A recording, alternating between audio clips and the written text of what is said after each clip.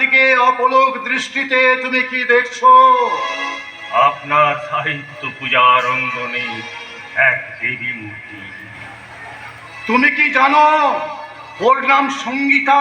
জামাইবাবু, ওর হাতে ধূপের ধোঁয়ায় সঙ্গে মিশিয়ে দিয়ে আমি ওর নাম রাখলাম গীতা।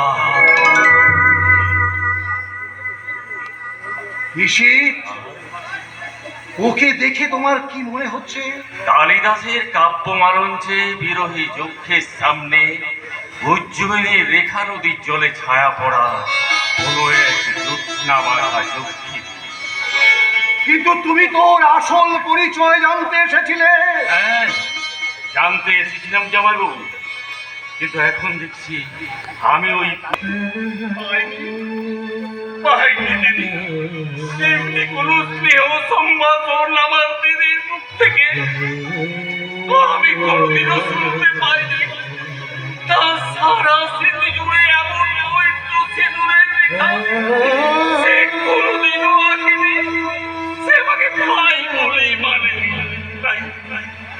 তাই আজ থেকে আমি তোমার ভাই। তুমি আমার দিদি।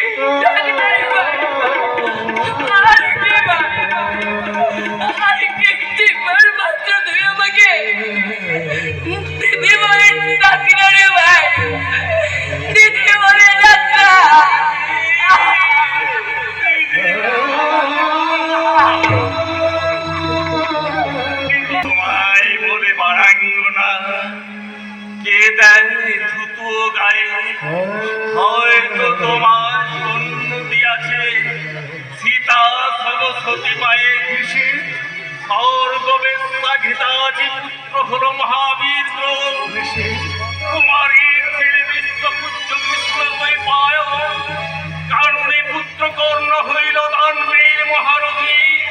স্বর্গ হইতে পতিত গঙ্গা শিবের পেলেন পতি। শান্তনু রাজা নিবেদিত প্রেম পুরুষে গঙ্গায়।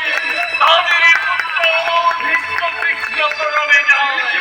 মণিগুলো ছুঁই সত্য